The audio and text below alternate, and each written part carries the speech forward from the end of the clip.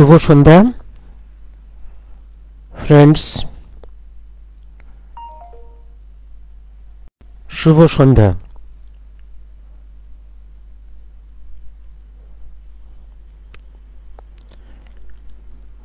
Am I audible and visible?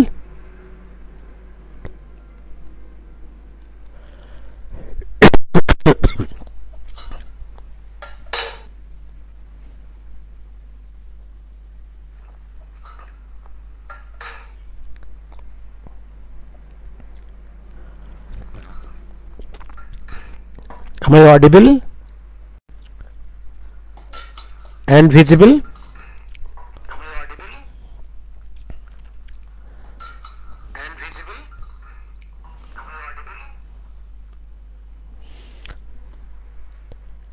There is a little delay in transmission.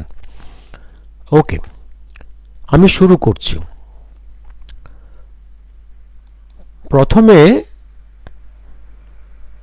আমি প্রথম পার্টে বাংলাতেই বলবো, দ্বিতীয় পার্টটা ইংরেজিতে বলবো। তার কারণটা মূলত ডকুমেন্টসগুলো ইংরেজিতে, তার সঙ্গে বাংলা মিশিয়েও বলবো। Yes, I think 3 persons are there. Please note, am I audible and visible? Give a signal in writing. আমি শুরু করছি। প্রথম পার্টে আমি দুটো প্রশ্নের উত্তর আমি খোঁজার চেষ্টা করছি। এক, যেটা হচ্ছে এই যে ওপার বাংলায় যারা আজকে ক্ষমতা এসছে, রাজনৈতিক ক্ষমতা এসছে, তারা এবং তাদের অনুগামী ইসলামিস্ট ফান্ডামেন্টালিস্ট গ্রুপগুলো যে চিৎকার করছে যে আমরা কয়েকদিনেই কলকাতা দখল করে নেব, ওয়েস্ট বেঙ্গল, আসাম এবং 7 সিস্টার্স সব ত্রিপুরা দখল করে নেব। এই চিৎকারটা করছে কেন? যদিও এটা ওরা জানে ওরা যুদ্ধে জিততে পারবে না, তবুও চিৎকার করছে কেন? চিৎকার করছে তার কারণ আছে। তার কারণ এই চিৎকার করার জন্য একটা সাহস দরকার হয়। সেই সাহসটা ওদের আছে। তার কারণটা হচ্ছে, তার কারণ অনেকগুলো আছে। Am I audible? Please note yes or no. অনেকগুলো কারণ আছে, সবটাই ওরা কিন্তু ফাঁকা আওয়াজ দিচ্ছে না। আমরা ভারতের এ প্রান্তে আমরা হাসাহাসি করছি, বিদ্রুপ করছি, ওরা কি মূর্খ, ওরা তো হেরে যাবে, তবুও কেন চিৎকার করছে? এই হাসাহাসি আমরা করছি ঠিক আছে, কিন্তু এটা মানতে হবে ওদের এই চিৎকার করার একটা সাহস আছে। সাহসের কারণ আছে কতগুলো। সেই কারণগুলো কি? কারণ ওরা জানে ওদের জন্যে চিৎকার করবার, ওদেরকে সাহায্য করবার, ওদের জন্যে ভারতের বুকে ভেতর থেকে ছুরি মারবার প্রচুর লোক আছে, প্রচুর লোক আছে, অনেক লোক আছে। আমি সেই জায়গাটা আলোচনা করব। ওরা জানে সেটা, কারণ ওপার বাংলা থেকে কত কোটি হয়েছে ইনফিল্ট্রেশন ভারতে, তার মধ্যে কত terrorist, they have some idea. সেটা ওদের সাহস জমাচ্ছে, দিচ্ছে এই চিৎকার করবার। প্লাস ওরা জানে ভারতবর্ষের মেজরিটি পলিটিক্যাল পার্টিগুলো, এই শিকু মাকু কঙ্গু যে গ্রুপটা আমি নাম দিয়েছি, যে break India group, India group যেটা, এই যে গ্রুপটা, এই প্রতিটা হচ্ছে ওরা জানে এরা অ্যান্টি ইন্ডিয়ান এবং অ্যান্টি হিন্দু। এই এখনো পর্যন্ত যে পৃথিবীর মানচিত্রে দুখানা পাকিস্তান বেঁচে আছে, তার অন্যতম কারণ ভারতবর্ষে এই শিকু মাকু কঙ্গুগুলো পার্টিগুলোই ভারতবর্ষের রাজ্যগুলোকে এবং কেন্দ্রকে বহু দশক শাসন করেছে। সত্যিকারের ভারতীয় জাতীয়তাবাদী শক্তি দীর্ঘ সময় রাজ্যে এবং কেন্দ্রে ক্ষমতার বাইরে ছিল। এইখানটা ওদের সাহস।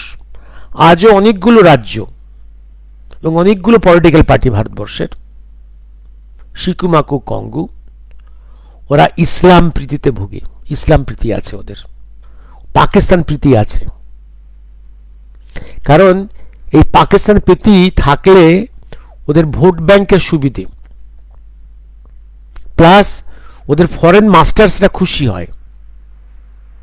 এই ইকুয়েশনটা যারা চিৎকার করছে ওপার বাংলা থেকে যে কয়েকদিনের মধ্যেই আমরা সেভেন সিস্টার্স এবং বেঙ্গল, কলকাতা দখল করে নেব, এইখানটা ওদের সাহস। এবার আমি আসছি কয়েকটা জায়গাতে কোথায় আমি এবার একটা ডকুমেন্টে আমি যাব। Am I audible? Any comment? No comment. আমি মুজিবুর রহমানের, এই যে এখন অনেকের ধারণা মুজিবুর রহমান কি ছিলেন, উনি কোন বাংলাদেশ তৈরি করতে চেয়েছিলেন, এ নিয়ে অনেক বাঙালি হিন্দুর, অনেক ভারতবাসীর খুব ভুল ধারণা আছে। অনেকের ধারণা উনি মুক্ত বাংলাদেশ চেয়েছিলেন। আমি পরিষ্কার কবার বলেছি, উনি মুক্ত বাংলাদেশ চাননি। যা কিছু হয়েছিল ওনার ইচ্ছে এবং পরিকল্পনার বাইরে, ভাবতে পারেননি ওটা হয়ে যাবে। এটা কোন ঘটনার প্রেক্ষাপটে এবং কোন চরিত্রের ক্রিয়াকর্মে এগুলো হয়ে গেছিল, এটা মুজিবুর রহমানের চিন্তার বাইরে ছিল। এবং মুক্ত বাংলাদেশের হয়ে যাওয়ার ঘটনাটাকে উনি হজম করতে পারেননি। ফিরে ক্ষমতায় এসে সেই জিনিসটাকে ধ্বংস করার জন্য পরপর কাজ করে গেছেন অনেকগুলো, নিয়ে যাতে পাকিস্তানের সুবিধা হয়, যাতে ইসলামের সুবিধা হয়, মুজিবুর রহমান করে গেছেন। কলকাতার শিয়ালদার স্টেশনের কাছে এনআরএস মেডিকেল কলেজ আর শিয়ালদার স্টেশনের মাঝখানে দুটো স্ট্যাচু দেখে খুব অবাক হয়েছিলাম। মোহনদাস গান্ধী, পাশে মুজিবুর রহমানে। এই দুটোই হচ্ছে দুমুখ সাপ।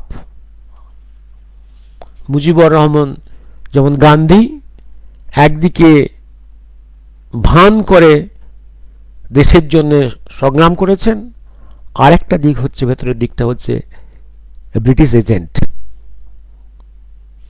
মুজিবুর রহমানও তাই। উনি বাঙালি, ওপার বাংলার বাঙালি হিন্দু মুসলমানের ভালো চেয়েছেন, এটা হচ্ছে একটা দিক। আর দিক হচ্ছে একদম ইসলামিস্ট ফান্ডামেন্টালিস্ট।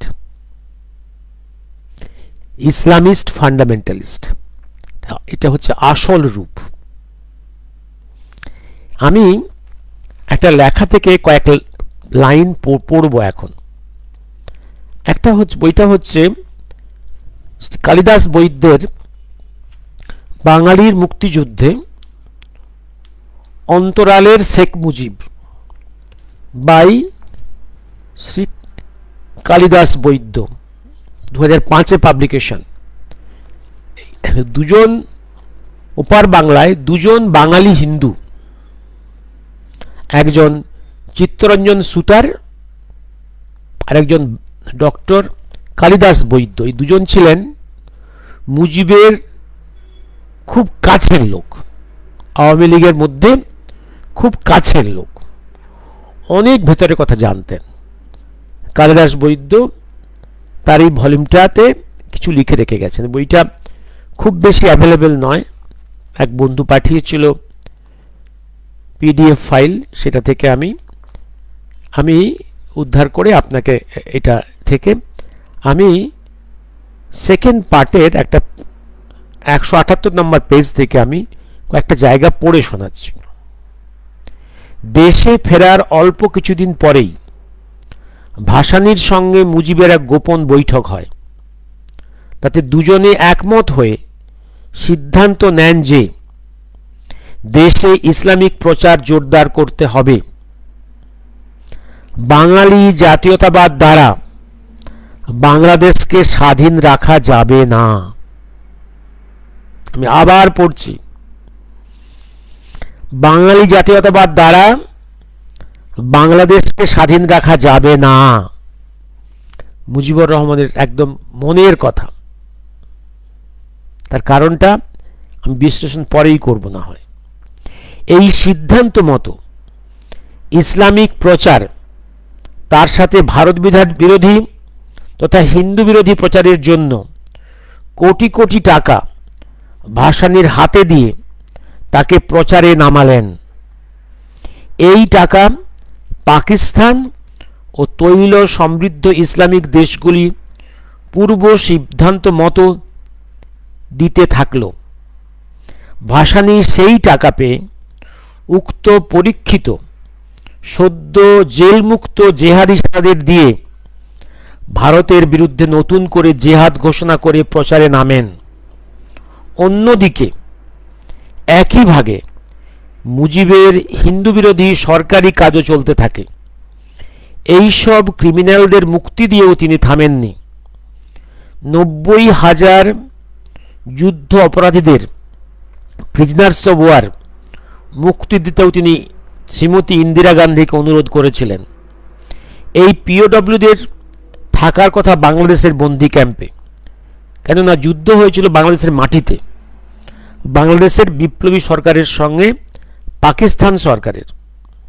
ভারত এই যুদ্ধে বাংলাদেশ সরকারকে সাহায্য করেছে মাত্র।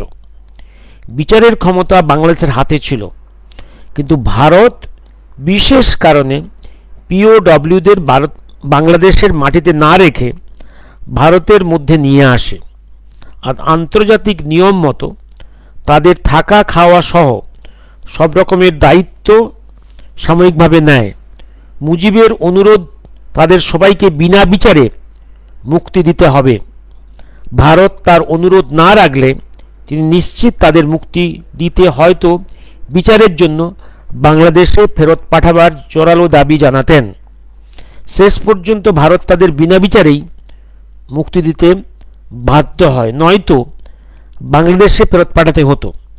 কারণ ভারতের হাতে বিচারের ক্ষমতা ছিল না, তা ছিল বাংলাদেশ সরকারের হাতে। All inside truth you are going to expose, I think, yes.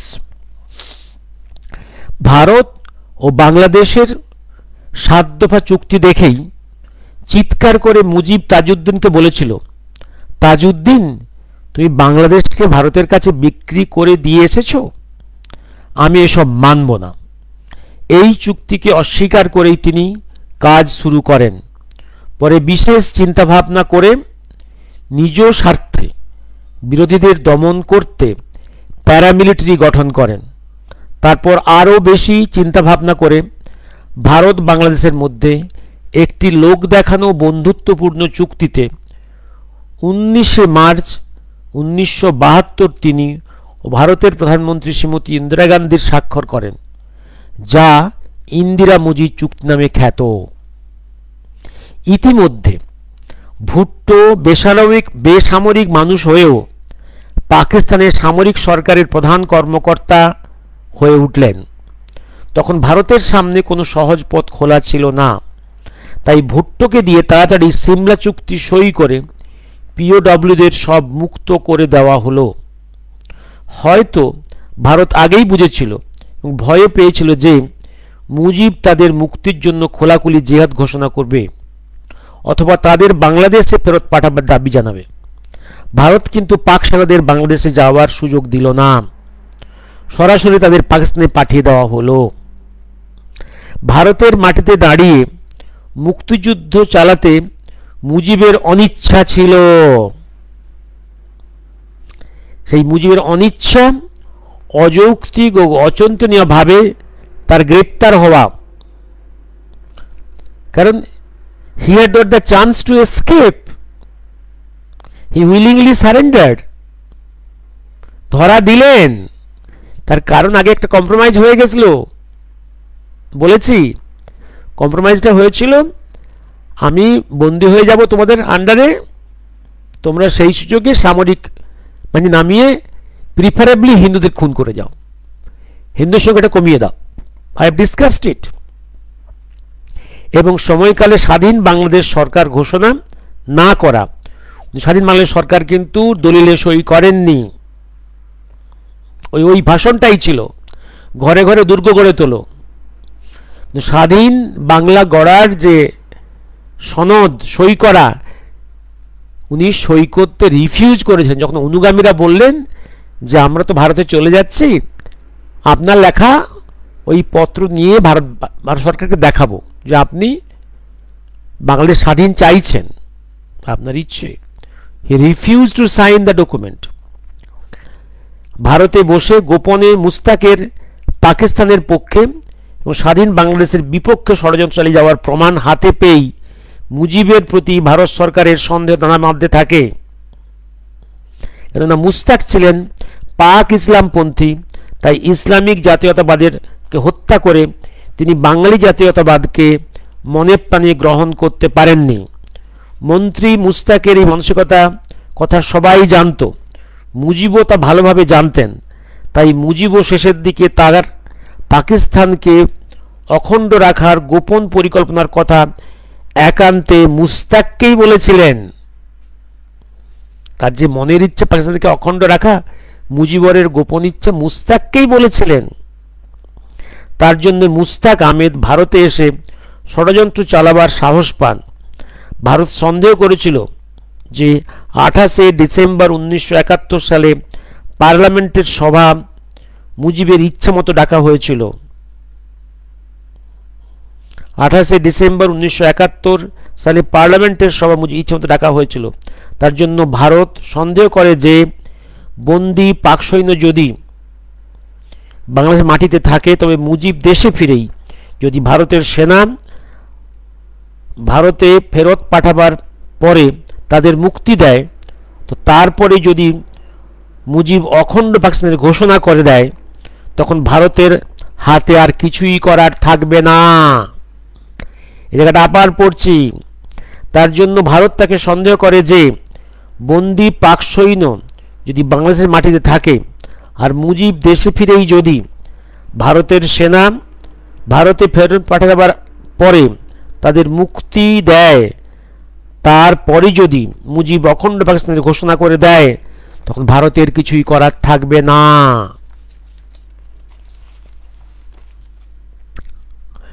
তার জন্যই হয়তো বন্দী পাক সেনাদের ভারতের মাটিতে আনা হয়েছিল এবং ভারত থেকে তাদের সোজা পাকিস্তানে পাঠিয়ে দেওয়া হয়েছিল।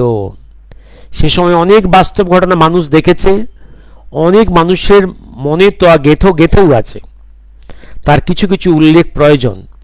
বাংলাদেশ সৃষ্টির কয়েক মাস পরেই মুজিব ইসলামিক সম্মেলনে যোগ দিতে ইসলামাবাদে যান। সেখানে পাকিস্তানের প্রধানমন্ত্রী ভুট্টোর সাথে চুম্বন বিনিময়ের মাধ্যমে প্রমাণ করেন তার মনের গভীর ইসলামিক মানসিকতা ও প্রীতির কথা। ঢাকার প্রতিটি সংবাদপত্রে এই চুম্বনের ছবি ছাপানো হয়েছিল। অথচ এই সম্মেলনের মাত্র কয়েক মাস আগেই এই পাকিস্তানের সঙ্গে বাংলাদেশের রক্তক্ষয়ী তুমুল যুদ্ধ হয়েছিল। ধর্মনিরপেক্ষ বাংলাদেশ গড়তেই সেই স্বাধীনতা যুদ্ধ হয়েছিল। সেই যুদ্ধে যেমন 17,000 ভারতীয় সেনার জীবন বলি দিতে হয়েছিল, তার পূর্বে প্রায় 30 লক্ষ হিন্দুর বাংলাদেশের ভেতর জীবন বলি দিতে হয়েছিল। আমি আগেও বলেছি, নিক্সন ডকুমেন্টও বলেছে, যত খুন হয়েছিল মেজরিটি হচ্ছে হিন্দু। এই 30 লক্ষ মূলত ছিল হিন্দুই। তার পূর্বে প্রায় 30 লক্ষ হিন্দু বাংলাদেশ মাটিতে বলি দিতে হয়েছিল। বাংলাদেশের মাটি যে সব শহীদদের রক্তে লাল হয়েছিল তা তখনও মুছে যায়নি। আকাশ বাতাসে তখনও হিন্দুদের করুণ কান্নার প্রতিধ্বনি শোনা গিয়েছিল। বুড়িগঙ্গা সহ নদীর জল হিন্দুর রক্তে তখন রক্তাভ ছিল। শহীদদের রক্তে রঞ্জিত সেই লাল মাটি মাড়িয়ে ধর্মনিরপেক্ষ বাংলাদেশের পিতা হয়ে মুজিব গেলেন ইসলামাবাদে ইসলামিক বন্ধুত্ব গাঢ় করতে। অথচ সেই ভুট্টো কখনো কিন্তু ক্ষমা চাননি, তার সঙ্গে প্রেম করতে গেলেন মাত্র কয়েক মাস পরে। ইসলামিক ধ্বজা উড়িয়ে মুজিব গেলেন বন্ধু ভুট্টোর ডাকে ইসলামিক সম্মেলনে। এই বন্ধু তাকে 1 বছর খাইয়েছিল, তাকে জেলে পুরে রেখেছিল। যেমন গান্ধীকে মাঝে মাঝে ব্রিটিশ জেলে ঢোকাতো, একটা প্যালেসকে কনভার্ট করে টেম্পোরারি প্রিজন বানিয়ে সেখানে সুখে শান্তিতে গান্ধীকে রাখতো, সেই সেম একই সুখে ভুট্টো এই মুজিবকে পাকিস্তান জেলের খুব সুখের মধ্যে রেখেছিল। কিন্তু ভারত সরকার তাজউদ্দিনকে শ্রীখণ্ডে দাঁড় করিয়ে তার নিজের হাতে গড়া তার স্বাদের পাকিস্তানকে ভেঙে দিলেন। তার সঙ্গেই তার পাকিস্তানের প্রধানমন্ত্রী হওয়ার আজীবনের আশাও লুপ্ত হয়ে গেল। তার যে স্বপ্ন ছিল টোটাল পাকিস্তানের প্রধানমন্ত্রী হবে, সেই আশা তার লুপ্ত হয়ে গেল। যার ফলে ইসলামিক সংস্কৃতির সামনে এসে পড়ে এক বিরাট হুমকি। এই হুমকির আশু মোকাবিলা করতেই জিহাদি মনোভাব নিয়ে তার ধর্মাভিষেক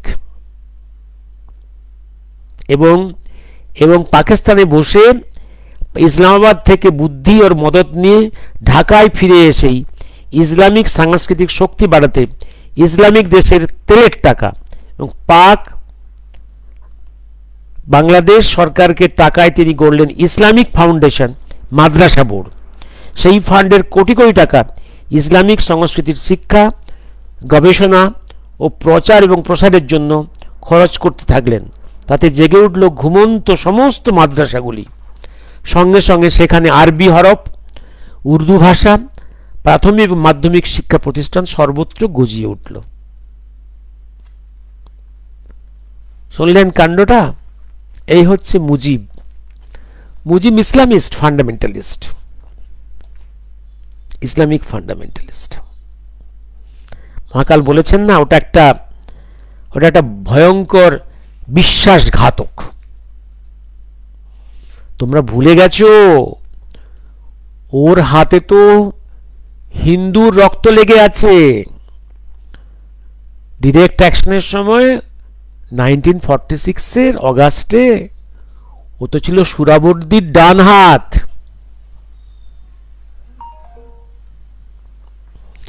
আরো আছে যারা 16ই ডিসেম্বর যুদ্ধ শেষ হওয়ার আগে যে সমস্ত বাঙালি অফিসাররা পাক বাহিনীতে ছিল, পাক সমর্থক, তাদেরকে পাকিস্তান থেকে আনিয়ে 2-3টে এক্সট্রা প্রমোশন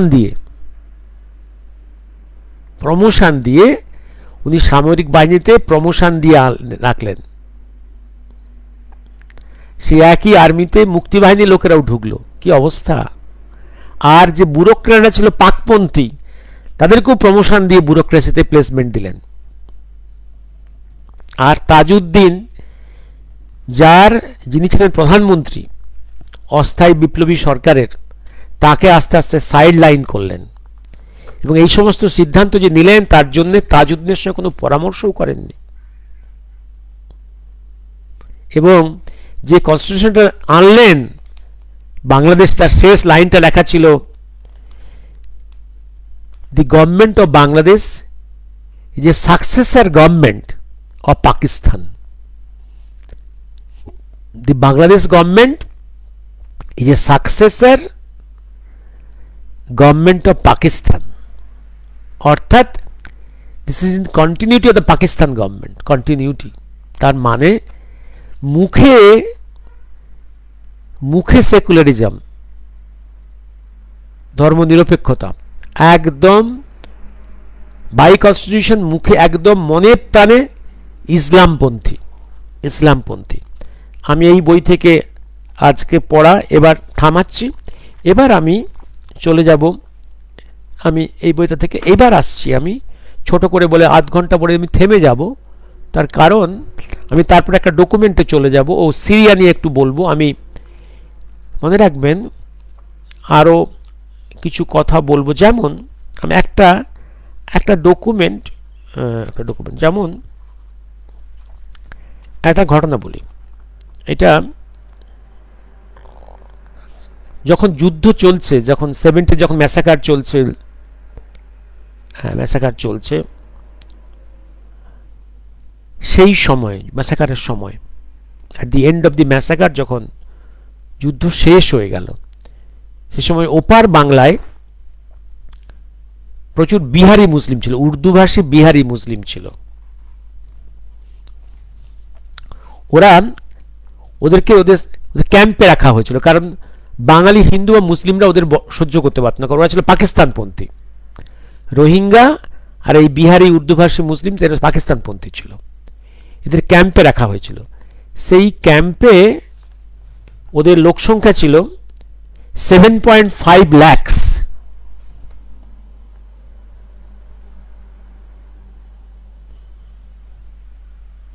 দেখা গেল কিছুদিন পরে ফর প্রোটেকশন রাখা হয়েছিল এবং কথা হয়েছিল এই পাকিস্তানপন্থী বিহারি উর্দুভাষী মুসলিমদের বাংলাদেশে কোনো স্থান হবে না, ওদের যেতে হবে পাকিস্তানে। ওদের পাকিস্তান নেয়নি। সৌদি আরব একটা নেগোসিয়েট করে অনলি 33,000 লোককে নিয়েছিল। তাহলে বাকি পড়ে থাকলো প্রায় 7 লাখের বেশি বিহারি উর্দুভাষী রাজাকার মুসলিমস। আফটার ফিউ ইয়ার্স দেখা গেল সেখানে মাত্র 2 লাখ লোক পড়ে আছে, আর এই কবছরে তো বংশবৃদ্ধি হয়েছে। তাহলে 5 লাখ প্লাস এই বিহারি উর্দুভাষী মুসলিমস যারা রাজাকার, তারা গেল কোথায়? তারা সব ভারতেই প্রবেশ করেছে। এই রাজাকাররা সব ভারতেই আছে, পশ্চিমবাংলায় বেশি আছে। তাদের মধ্যে অনেকে এখন পশ্চিমবাংলার রাজনীতিতে ডমিনেট করছে। আমি ডকুমেন্টটায়, আমি পরে ইংরেজি পার্টে যখন আসবো এটা কোট করব। এবার আমি ছোট করে একটু আজকে বলে নেব, আজকে একটু বলে বাংলায় হোয়াট সিরিয়াতে কি ঘটতে চলেছে একটু বলে আমি পরে ইংরেজি পার্টে চলে যাব।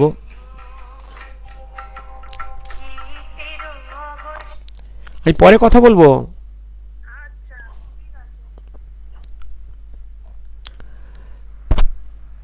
সিরিয়াতে কি হতে চলেছে, সিরিয়াতে কি হতে চলেছে একটু বাংলা বলে আমি ইংলিশ ডকুমেন্টে চলে যাব, ইংরেজি পার্টে পরের পার্টে আমি এটা থামিয়ে একটা গ্যাপ দিয়ে যাব। আমি প্রথমে এবার আমি আসি আজকের দুটো, একটা টাইমস অফ ইন্ডিয়াতে, হ্যাঁ, আপনার আসাদ হু,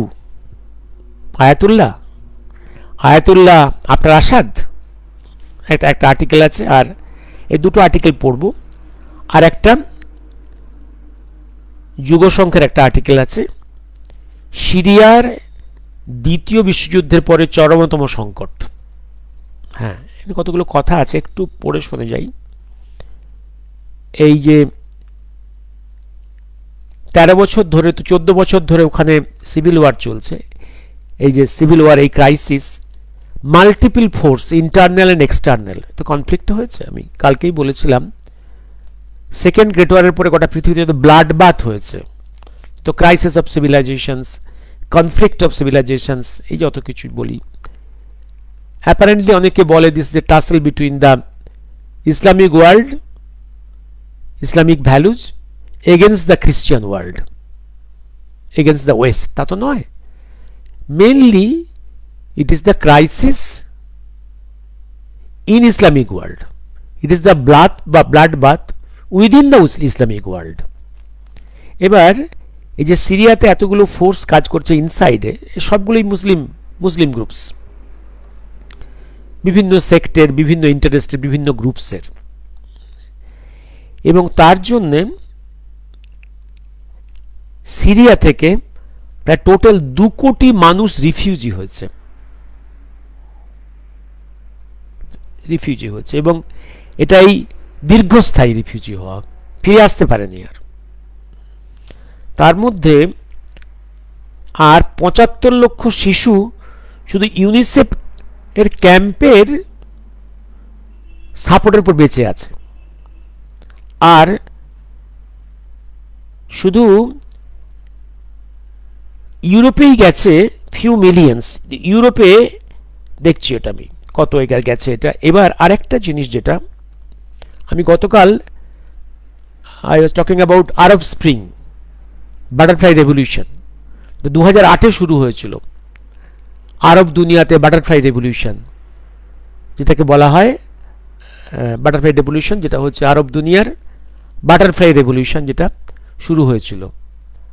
হ্যাঁ, টিউনিশিয়া দিয়ে শুরু হলো, তারপরে ইজিপ্ট, লিবিয়া, পরপর গালফ কান্ট্রিগুলোতে পরপর বহু দশক ব্যাপী প্রতিষ্ঠিত সমস্ত ডাইনেস্টিগুলো বা রুলিং জান্টাগুলো ফল করতে শুরু করলো। তারপরের ফেজে এলো সেই আমেরিকার ইনভেশন, তারপরে কিছুদিন আর এরকম করে এবার তারপরে যেটা এলো, তারপরে এখন এই যে সিরিয়াতে আসাদের ডাইনেস্টি, আসাদ ফ্যামিলির ডাইনেস্টি, যে বাপ এবং বেটা মিলে যে 50 ইয়ার্স রুল করেছে, এই ডাইনেস্টি ফল করলো। এবার তারপর হচ্ছে এবার দেখা যাচ্ছে, হ্যাঁ, 1,20,00,000 মানুষ সংকটের পরে ঘর ছেড়েছে, আশ্রয় নিয়েছে লেবাননের পাশাপাশি জর্ডন, তুরস্কে। প্রায় 13 লক্ষ মানুষ আশ্রয় চেয়েছে ইউরোপের বিভিন্ন দেশে। ইউরোপের ইতিহাসের সবচেয়ে বড় পরিযায়ী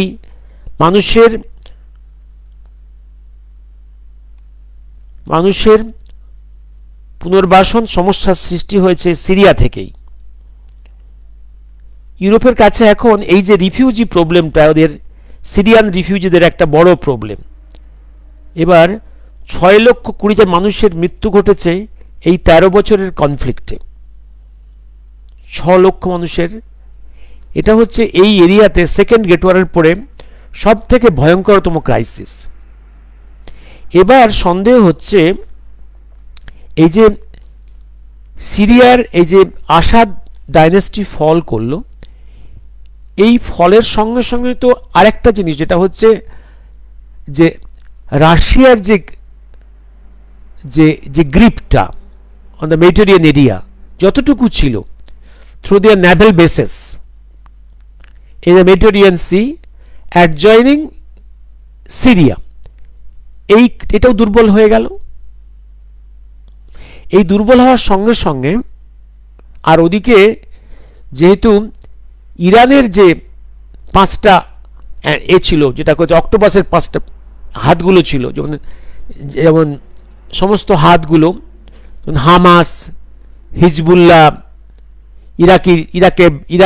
ইরাকে ইরান ট্রিগার যে টেরোরিস্ট, ওখানে হুজি, এই যে সমস্ত গ্রুপসগুলো, এরাও উন্ডেড হয়ে গেল বাই দ্য ইসরায়েলি ফোর্সেস।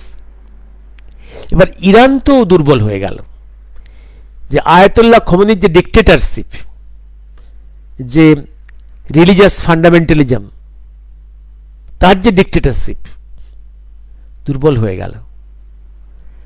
ইরানের শাহকে ওরা তাড়িয়ে ওরা ইরানে নতুন একটা ভালো কিছু দেওয়ার স্বপ্ন দেখিয়েছিল ইরানবাসীকে, পারস্যকে, মানুষকে। তা তো হয়নি, হয়েছে উল্টো। একসময় ইরানের মেয়েরা একদম আধুনিক ড্রেস পরে কোনো রকম বোরখা না পরেই বিশ্ববিদ্যালয়ে পর্যন্ত পড়াশোনা করতো, ফুটবল খেলতো, গান করত, সব বাতিল করে দিল। ইসলামে এগুলো বাতিল। টোটাল একটা ফান্ডামেন্টালিস্ট, একটা আয়াতুল্লাহ, তার রেজিম 75-এর পর থেকে এটা চালিয়ে আসছে। মানে এই রেজিমটা থাকবে কি না, তাই প্রশ্ন আসছে, আয়াতুল্লাহ আপনার Asad? For Tehran, the dictator's ouster may have been unavoidable, but the Iranian regime now sees multiple threats, including the possibility of a stable government in Syria. এবার আসছি আমি আরেকটা বলি, আমি থেমে যাব, দেখি, হ্যাঁ 10টা 8, আমি আরেকটু থেমে যাই, তারপর থামবো। হ্যাঁ, এবার আসছি আমি, না এটা মনে রাখতে হবে না, এই বলে আমি আশা করি আমি এটা উল্লেখ করেছি। আমি সিরিয়ায় দ্বিতীয় বিশ্বযুদ্ধের পরে চরমতম সংকট। আরেকটা জায়গা হচ্ছে, হ্যাঁ, কালকেও বলেছিলাম,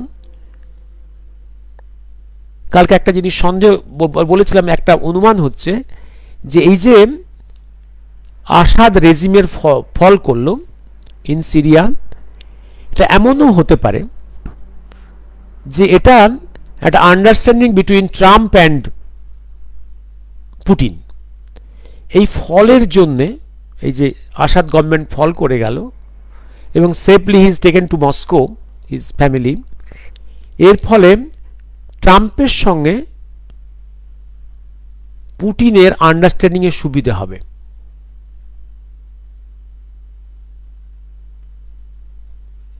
এবং কারণ পুটিন এইবার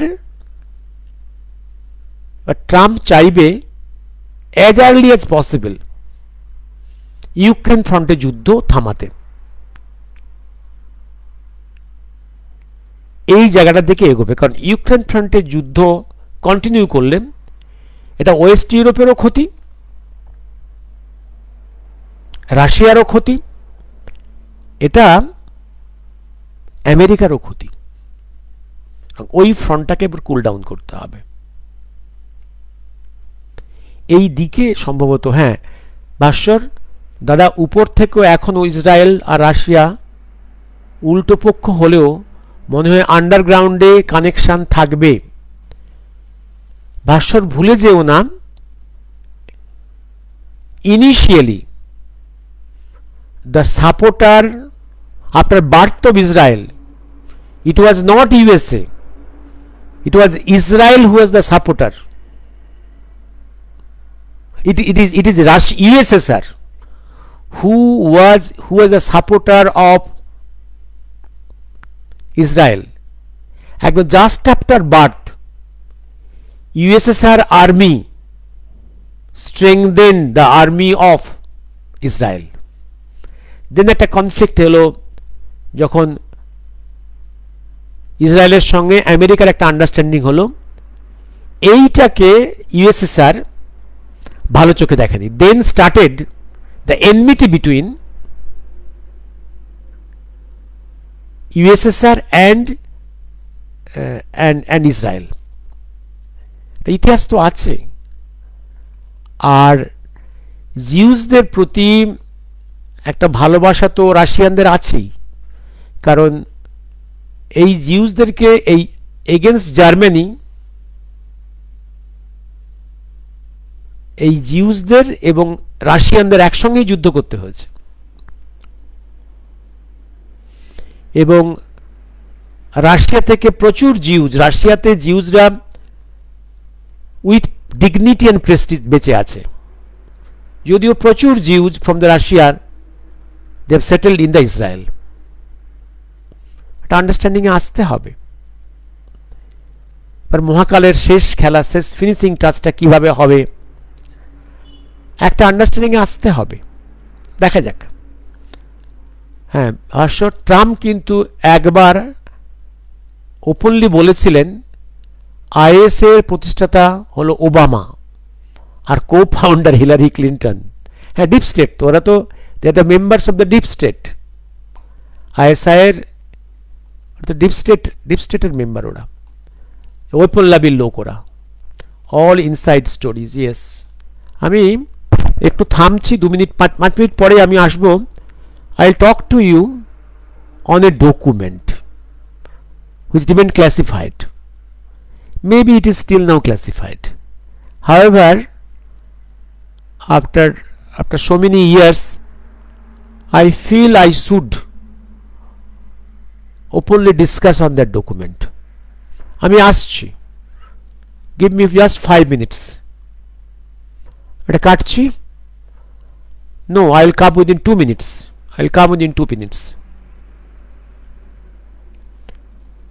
That will mainly in English, some portions in Bengali. Okay, I am coming within 2 minutes on a document which I have given in the Facebook, the document, very sensitive document.